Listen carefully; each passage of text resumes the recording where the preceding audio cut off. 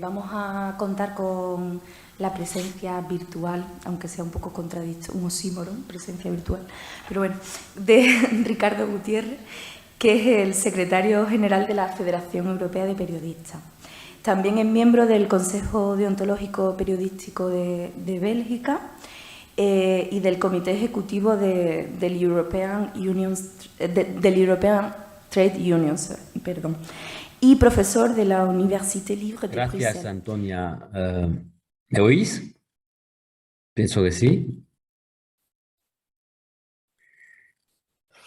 Un saludo a todos, a todas, y gracias al sindicato por la invitación. En primer lugar, unas palabras simplemente para presentar a la Federación Europea de Periodistas, la FEP. La FEP es una federación sindical del sector de los medios de comunicación. Representamos a 300.000 trabajadores de los medios de comunicación a través de unas 70 organizaciones, 70 sindicatos nacionales de periodistas en 45 países, entre ellos Ucrania, Rusia, Azerbaiyán, Turquía. Y la FESP, que habéis nombrado, a la que pertenece el SPA, es uno de los miembros de la FEP en España. Nuestra sede está en Bruselas y trabajamos principalmente en dos áreas. Primero, las condiciones de trabajo de los periodistas en Europa y segundo, la libertad de prensa en Europa. Pero para nosotros estos dos ámbitos están estrechamente relacionados, porque no puede haber libertad de prensa sin buenas condiciones de trabajo y viceversa. Eh, es difícil dar una visión global de las tendencias del periodismo en Europa. Lo cierto es que la situación se está deteriorando en toda Europa. Y por eso necesitamos más que nunca sindicatos de periodistas fuertes, organizados y activos. Y esta es una de las funciones principales de la FEP, reforzar la capacidad de actuación de los sindicatos de periodistas a través de una serie de actividades como proyectos europeos, formaciones, talleres. Vivimos un momento un poco particular con el COVID, el post-COVID. Este año hemos podido distribuir más de 700.000 euros de subvenciones europeas en el marco de los fondos de recuperación post-COVID a una veintena de nuestros afiliados, incluso la FESP, afiliados que lo solicitaron. Y este dinero se utilizará para desarrollar proyectos nacionales que refuercen la capacidad de actuación de estos sindicatos. En 2021 la FEP negoció con la Confederación Europea de Sindicatos la asignación de importantes fondos de la Unión Europea, os lo dije, unos 700.000 euros, asignación a nuestros afiliados como parte del Plan Europeo de Recuperación tras la pandemia. Y la FEP, tenéis que saberlo, es la única federación sindical sectorial a nivel europeo que ha obtenido acceso a estas subvenciones que se distribuyen entre los sindicatos y asociaciones de periodistas tras una convocatoria de propuestas. El papel de la FEP es, de una forma, ser un instrumento de solidaridad activa entre los sindicatos de periodistas en Europa. Somos el vehículo de esta solidaridad. Actuamos cuando es necesario y dónde es necesario. Por ejemplo, Turquía. Durante años en Turquía hemos trabajado mucho en la cuestión de los periodistas encarcelados. Turquía era uno de los países del mundo con más periodistas encarcelados, junto con China, Irán, Egipto. Hace unos años había más de 130 periodistas turcos en la cárcel por haber hecho su trabajo. Hoy solo tenemos a 23. La actividad de la FEP consistió en, por ejemplo, pagar abogados para estos periodistas, enviar observadores a los juicios de estos periodistas. Hoy en día tenéis que saber que a nivel europeo sigue habiendo un número importantísimo de periodistas en prisión. Actualmente hay 86 periodistas encarcelados en Europa, 86. 28 en Bielorrusia, 24 en Rusia, 23, os lo dije, en Turquía, 5 en Azerbaiyán, 4 en Ucrania, 1 en Polonia y 1 en el Reino Unido, Julian Assange.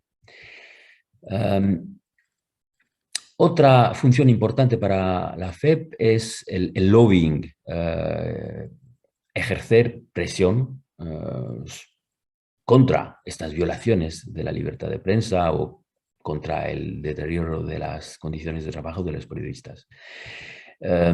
Estamos realizando una gran labor de presión ante la Unión Europea. La FEP, de cierto modo, es la voz de los trabajadores de los medios de comunicación en Europa ante los responsables europeos. Esta es una parte importante de nuestro trabajo, estar en contacto permanente con la Comisión Europea, en el Parlamento Europeo, pero también con otras organizaciones intergubernamentales como el Consejo de Europa y sus 46 países miembros en Estrasburgo, la OSCE en Viena, en Austria. Anteayer estuve en Estrasburgo, donde discutimos juntos con otras organizaciones, con el rey de los Países Bajos, que estaba en misión, en visita en Estrasburgo, y discutimos con él las medidas a tomar para proteger mejor a los periodistas. Hablé del COVID y de su impacto. ¿Cómo nos ha afectado el COVID a nivel de la Federación Europea de Periodistas? Pues las restricciones relacionadas con la pandemia del COVID no han alterado fundamentalmente la capacidad de actuación de la FEP. Claro que hemos hecho menos misiones en el extranjero. Estas misiones se han reducido a unas pocas oportunidades, pero el equipo de la FEP ha multiplicado por 10 su actividad de presión online, en línea, con el fin de influir en varias iniciativas europeas. Hemos trabajado bastante sobre el tema de la lucha contra la desinformación en las redes sociales, la recomendación de la Unión Europea sobre la garantía de seguridad de los periodistas, que fue publicada en septiembre del año pasado. La consulta, participamos a muchas consultas de la Unión Europea en nombre de los trabajadores de los medios. Consulta, por ejemplo, de la Comisión sobre la aplicación de las normas de competencia de la Unión Europea, que es algo muy importante para permitir, por ejemplo, convenios colectivos para los freelance, los trabajadores autónomos. Otro tema importante para nosotros fue el informe de la Comisión Europea sobre el Estado de Derecho, denunciando las violaciones de ese Estado de Derecho cuando es necesario. La Ley de Servicios Digitales de la Unión Europea, la DSA. Los proyectos europeos en el sector de los medios, el famoso programa Europa Creativa, que nos permite desarrollar varios proyectos. La Ley Europea de Libertad de los Medios de Comunicación de la Unión Europea, el Media Freedom Act, que todavía no está publicado, pero que están discutiendo a nivel de la Comisión y de los Estados miembros. La Directiva Europea sobre los SLAP, los procesos judiciales Mordaza y tantos otros temas. Bielorrusia también ha sido una prioridad para nosotros. Os decía que actuamos donde es necesario y con el apoyo de los afiliados de los países vecinos de Bielorrusia, la FEP ha incrementado las iniciativas de apoyo a la Asociación Bielorrusa de Periodistas, BAJ. Hemos organizado la continuación de las actividades de BAJ tras su liquidación por el régimen del dictador Lukashenko. Bash ha establecido nuevas oficinas ahora en Lituania, donde pueden seguir actuando para defender y proteger a los trabajadores de los medios de Bielorrusia. Otra prioridad importante estos últimos meses ha sido, claro, Ucrania, pero Ucrania y Rusia, las dos. En los últimos meses la FEP se ha centrado en apoyar a los periodistas ucranianos y rusos, porque por ambas, los dos son víctimas de la invasión de Ucrania y de la propaganda y de la censura en Rusia. Un grupo de trabajo interno a la FEP y a la FIP ha estado en contacto, pero a diario, con los presidentes de los dos sindicatos ucranianos, NUJU y IMTU. Estos sindicatos se han reubicado en el oeste de Ucrania. También hemos trabajado muchísimo con la dirección del Sindicato de Periodistas y Trabajadores de los Medios de Comunicación en Rusia, un nuevo sindicato ruso independiente, totalmente independiente del Estado. La FEP envió una misión exploratoria a Ucrania en marzo de este año, del 2022, y la FEP está ayudando no solo a los periodistas ucranianos, sino también a cientos de periodistas rusos y bielorrusos que están solicitando, por ejemplo, visados humanitarios para llegar a Europa. Y muchos de ellos, por ejemplo, están atrapados en Estambul y Tiflis, en Georgia, porque son las únicas capitales que siguen teniendo vuelos internacionales entre Moscú y Estambul y Moscú y Tiflis. En Ucrania mismo el trabajo de la FEP se centra en el suministro de equipos de seguridad y en la creación de centros de seguridad para periodistas en el oeste de Ucrania. Hemos creado 3 centros de seguridad abiertos a todo periodista. Un centro en el Lviv, cerca de la frontera polaca, en Ivano-Frankivsk y en Chernivtsi, cerca de la frontera con Hungría. Hemos garantizado la financiación de estos 3 centros durante un periodo de 3 meses. O sea que pagamos los gastos de personal y de equipamiento también. Y este lunes, el lunes que viene, decidiremos ampliar este mecanismo con 3 nuevos centros de solidaridad en Ucrania, 3 nuevos centros más cerca de la línea del frente, en el este de Ucrania.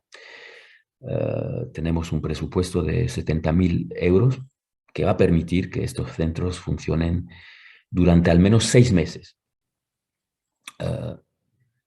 El objetivo es dar a los 20.000 periodistas ucranianos que siguen trabajando la capacidad de seguir haciendo su trabajo. Muchos ya no tienen redacción, muchos no tienen equipo y estos centros permiten ofrecerles las condiciones necesarias para que puedan seguir haciendo su trabajo. Debo saludar aquí la solidaridad de los sindicatos de periodistas en Europa. A principios de marzo lanzamos un llamamiento a las donaciones para los periodistas ucranianos y en pocos días hemos recaudado más de 250.000 euros. Donaciones individuales, donaciones de sindicatos de periodistas en Europa. Tengo que hablaros también de la actividad proyectos de la FEP, porque para aplicar nuestra política pues hemos desarrollado una intensa actividad de proyectos europeos. Actualmente estamos desarrollando una decena de proyectos que nos permiten movilizar fondos europeos. Las actividades de proyectos siguen siendo sólidas, con muchas actividades, seminarios web, seminarios sobre temas importantes para los sindicatos de periodistas, como la seguridad, los derechos de los autónomos, de los freelance, la igualdad de género, el desarrollo sindical, el periodismo ético, muy importante también, el tema de la deontología, de la ética periodística, Tenemos un proyecto que se llama, por ejemplo, Media Councils in the Digital Age, que estamos coordinando, que el objetivo del proyecto es ayudar a los centros, a los consejos de deontología y crear nuevos consejos de deontología nacionales donde no existen todavía. También tenemos una importante actividad de seguimiento de las violaciones de la libertad de prensa, dar visibilidad a esas violaciones, y lo hacemos a través de dos plataformas públicas que registran, después os apuntaré los enlaces para esas plataformas. Son dos plataformas que registran los ataques a la libertad de prensa en Europa. Existe la plataforma MFRR, con sede en Leipzig, en Alemania, y la plataforma, por otra parte, del Consejo de Europa. Y la FEP es junto con la FIP, con la Federación Internacional, el socio más activo de la plataforma en línea del Consejo de Europa para promover la protección del periodismo y la seguridad de los periodistas.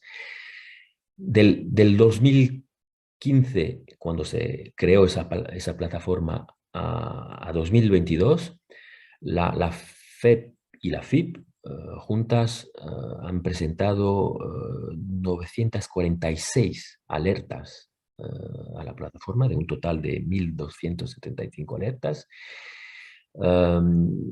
Estos 3 últimos años presentamos 420 alertas a la plataforma. Yo, por ejemplo, redacté los capítulos sobre ataques a la seguridad e integridad física de los periodistas y restricciones de la cobertura periodística en zonas designadas en el informe anual 2022 de la plataforma del Consejo de Europa. España, desde el lanzamiento de la plataforma en 2015, hemos publicado 30 alertas sobre España.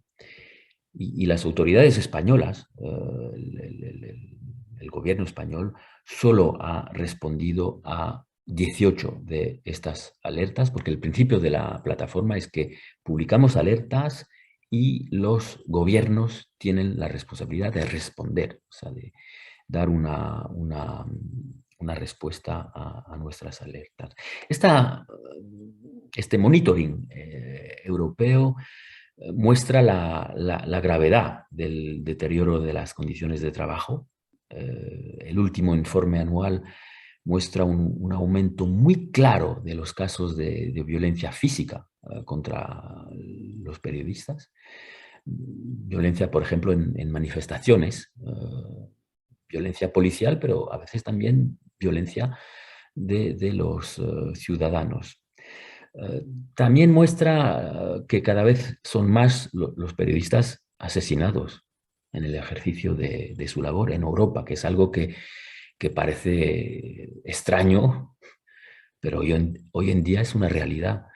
Tuvimos 2 muertos, dos periodistas asesinados por hacer su trabajo. No hablo de casos criminales personales, hablo de periodistas matados porque eran periodistas. Tuvimos 2 casos en 2019, 2 casos en 2020, 6 casos en 2021, 3 veces más, y ya son este año 13 los periodistas asesinados, la mayoría, claro, en Ucrania. Y es importantísimo dar visibilidad a estas cifras. También mostrar que no solo hay asesinatos de periodistas en Rusia o en Turquía, tenemos casos en Dinamarca, en Malta, en Grecia, en Países Bajos. Pienso que los sindicatos de periodistas deben mostrar a los ciudadanos que los periodistas están comprometidos con la defensa del interés público. Todos trabajamos para que los ciudadanos tengan acceso a una información libre, una información independiente y creíble, y algunos de nosotros pagamos el precio con nuestras vidas. Y esto debemos recordarlo. Bueno, no voy a ser más largo porque, bueno, hay cantidad de cosas que comentar. Aquí estoy a su disposición para cualquier pregunta o comentario. Eh, Aquí estoy y gracias otra vez por su invitación. Creo que es importantísimo también tener esta perspectiva internacional cuando hablamos de cuestiones de periodismo y me encanta saber que la próxima mesa va a hablar de la situación en Ucrania.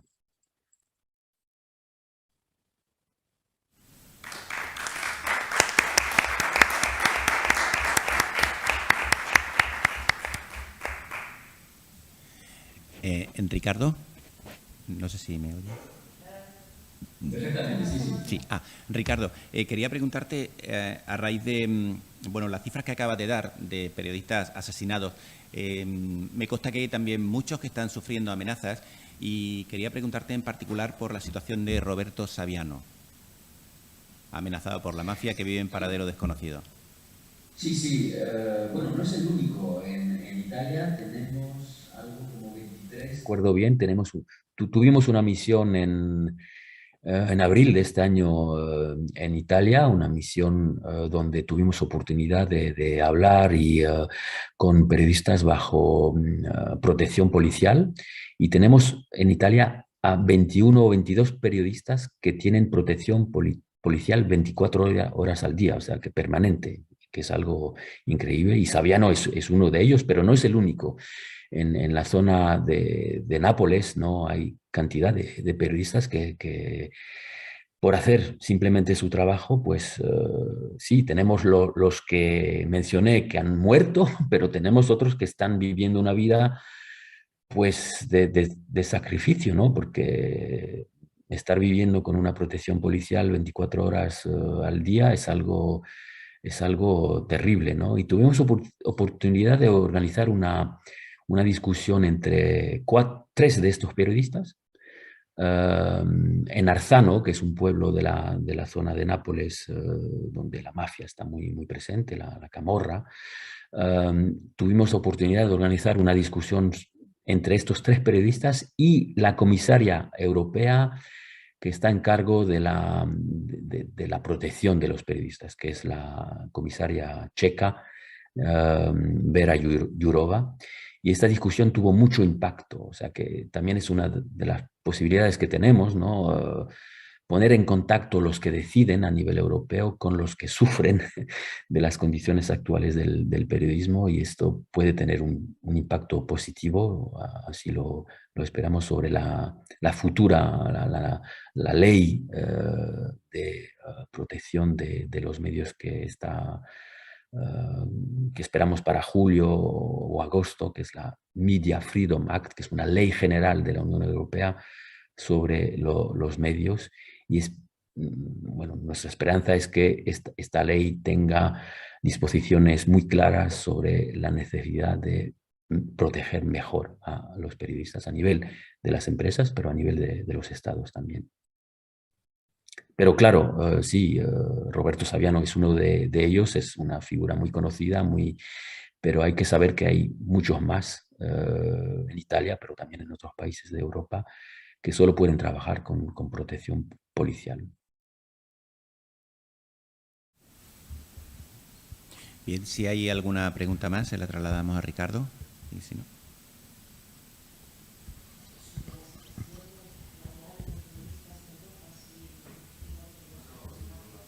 Sí, Ricardo, nos trasladan una pregunta aquí del público, de los asistentes a este seminario.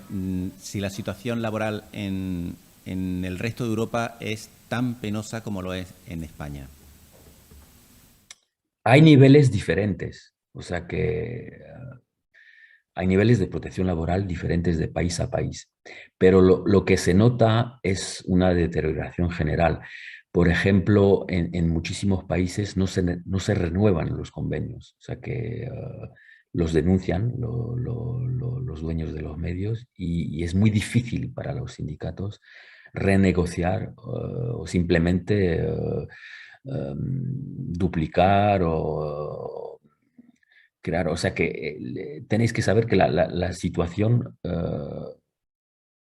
la deterioración es general, Pero claro, en países nórdicos, por ejemplo, el nivel inicial es mejor que el que notamos en países del sur de Europa o del sureste, como la zona balcánica, por ejemplo, donde en muchos países no hay convenciones.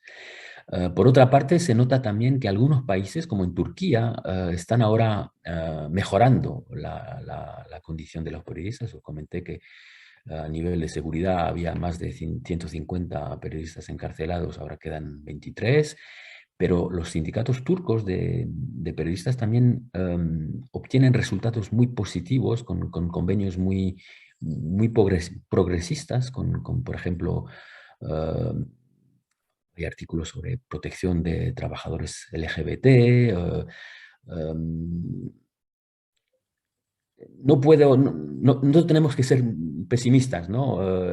Sigue siendo posible organizar la profesión y mejorar las condiciones de trabajo, pero esto necesita mucha fuerza, mucha lucha, mucha organización y a lo mejor más coordinación, y también es una de las tareas de la FEPS, es compartir las buenas prácticas y, por ejemplo, organizar talleres para sindicatos, sindicalistas, donde sindicalistas del norte de Europa vienen a compartir sus prácticas con los del sur o los del sudeste, y queda mucho que hacer y la situación de todos modos se deteriora, pero con señales de esperanza, diría.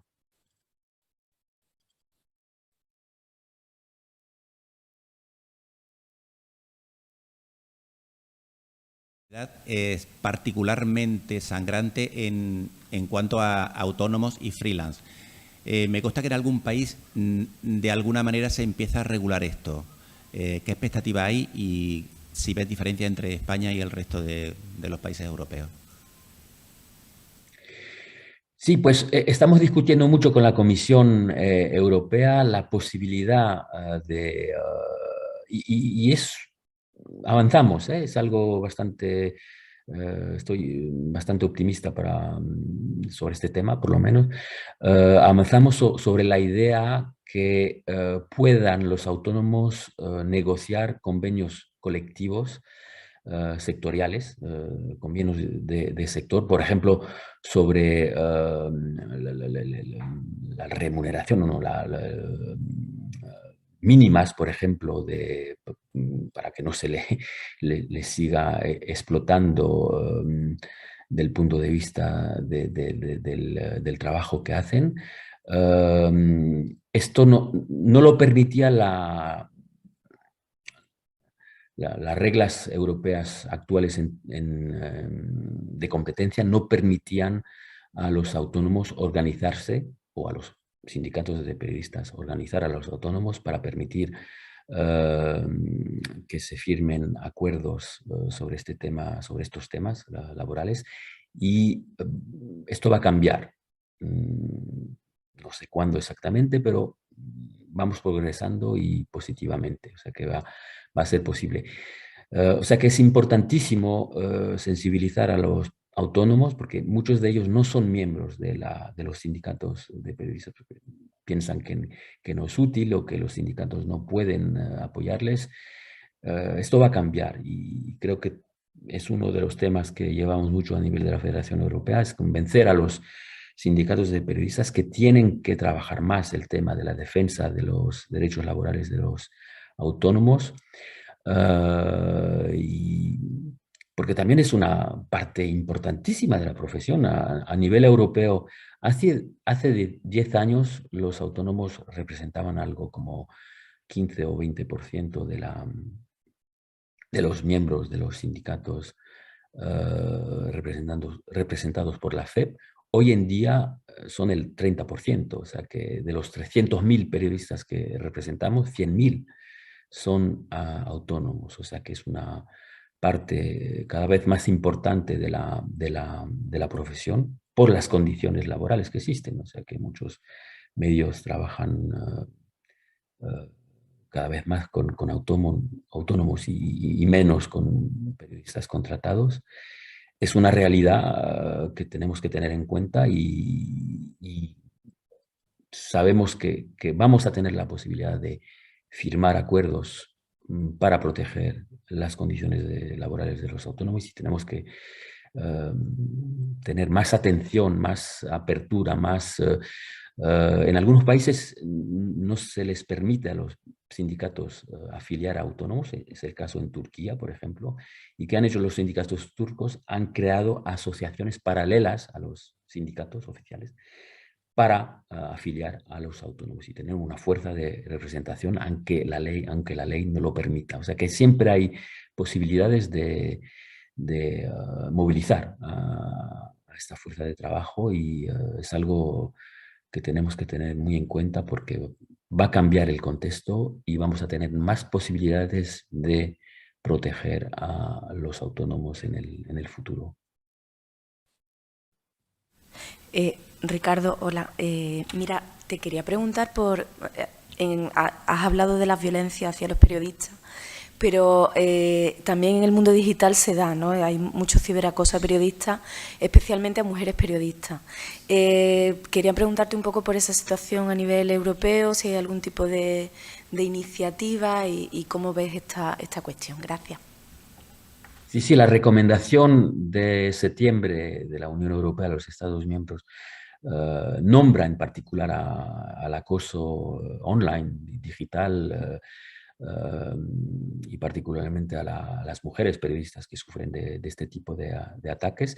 También en la plataforma tenemos la plataforma del Consejo de Europa y en el informe anual tenemos un capítulo sobre este tema que es una tendencia general, o sea que no es solo un tema en España, en Bélgica, en Francia, por toda Europa se nota y hay recomendaciones específicas a los estados de la Unión Europea. Es importante que a nivel nacional cada sindicato de periodistas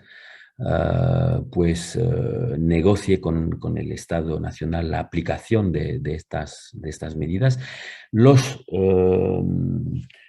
sindicatos de periodistas tienen también la responsabilidad de ayudar, de dar soporte y ayuda a las periodistas víctimas de este tipo de acoso. Puede ser ayuda forma abogados, pero también ayuda psicológica. Muchos sindicatos tienen ahora programas de ayuda psicológica a los miembros, a los afiliados, las afiliadas que sufren de este tipo de ataque. Es importantísimo denunciar estos ataques. La primera protección consiste en denunciar claramente y a la policía, digo, a la justicia y abrir investigaciones. Y tenemos casos ya en Bélgica, por ejemplo, de condenas, porque esto tiene un efecto, un impacto sobre, o sea, que disminuye los ataques cuando los ciudadanos o los que hacen este tipo de ataques se dan cuenta que pueden ser perseguidos y condenados por la justicia. Pues tiene un impacto positivo sobre el número de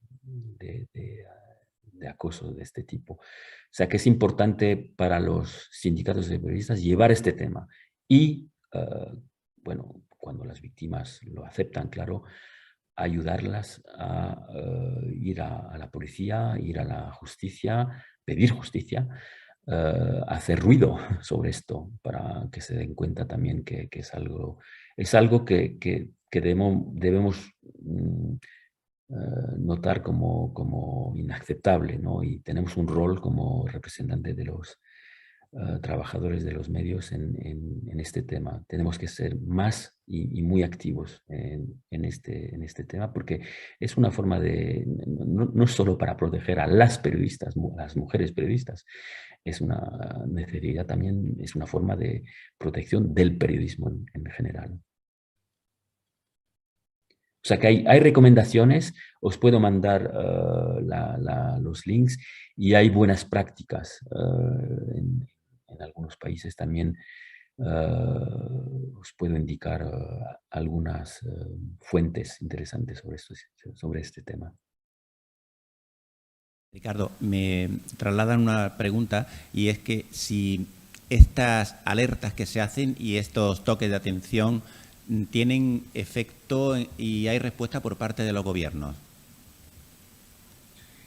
En la plataforma del Consejo de Europa es una plataforma oficial del Consejo de Europa, que es una organización intergubernamental. Cada alerta está, cuando publicamos la alerta, son solo organizaciones de periodistas y de libertad de expresión como Reporteros Sin Frontera o IPI y otras somos 15 organizaciones a nivel mundial que tenemos la posibilidad de publicar estas alertas.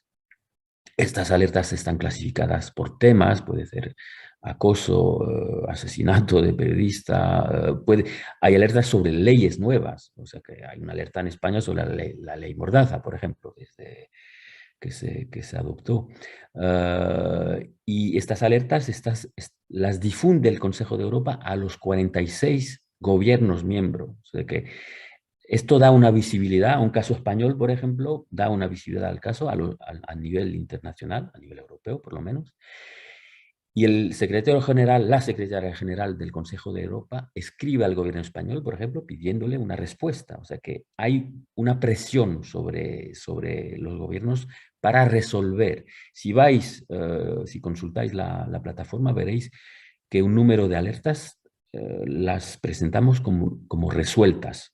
O sea que hubo una violación, la denunciamos, fue compartida, a lo mejor hubo una respuesta del Estado que a lo mejor fue positiva, y si es positiva, entonces la alerta se considera como resuelta. Y el objetivo es tener más y más alertas resueltas, claro. O sea que esta plataforma es eficaz, tiene una, no para todo, algunos gobiernos no, el gobierno de Turquía no da respuesta a ninguna de las alertas. El gobierno de Rusia ahora lo han excluido del Consejo de Europa, pero cuando seguía miembro del Consejo de Europa no respondía a las alertas. Pero por lo menos hay una visibilidad, hay un informe anual que apunta a las deficiencias, a los problemas, y es un modo para nosotros de hacer presión sobre los estados. No os digo que funciona al 100%, pero mejor esto que nada. Y tiene un impacto. Hemos visto algunos países, algunos estados que toman medidas. En Suecia lanzaron un plan nacional de protección de la libertad de expresión. O sea, no solo era para los periodistas, era libertad de expresión en general, pero lo lanzaron. En Italia decidieron nuevas técnicas de protección de los periodistas después de o sea que hay un impacto y bueno, a lo mejor en España todavía no tenemos demasiado impacto y vamos a seguir publicando alertas sobre España, a seguir denunciando las leyes. Tuvimos una alerta hace pocos días sobre España, pienso, sobre la multa del fotógrafo que Javier Balaúz, ¿es posible? ¿Me lo confirmáis? Sí, correcto. Javier Balaúz. Sí, es una de las últimas alertas que publicamos. Os mando el enlace después. Pero bueno, esto supone que el gobierno español recibió esto. Es importante porque damos el mensaje al gobierno que esto no es normal. Esto en Europa no se considera normal y hay una alerta en una plataforma oficial y se denuncia a la actitud del gobierno español cuando se multa a un periodista por haber hecho una foto de información, ¿no? O sea que yo al principio tenía dudas sobre la plataforma. Pensaba que era a lo mejor una forma de registrar cosas y se quedan así. Pero no, tengo que decir que con más de 5, 6, 7 años ahora de funcionamiento, veo que hay un impacto positivo y que tenemos que seguir utilizando esta plataforma. Y yo invito a los sindicatos de periodistas, a los afiliados de la FEP, a comunicar con nosotros, ¿no? Cada tipo de violación que merezca una publicación sobre la plataforma, nosotros lo hacemos. Si el SPA me manda casos, yo los publico y es una forma de mantener presión sobre el gobierno español contra estas violaciones de la libertad de prensa. Gutiérrez, muchísimas gracias por estar a nuestra disposición hoy, como tantas otras veces que te hemos pedido intervenir y siempre has estado ahí con nosotros. Muchísimas gracias. Hay alguna pregunta más, pero lo que haremos será trasladarla por correo privado y responderla, ¿vale? Muchísimas gracias. Ahora vamos.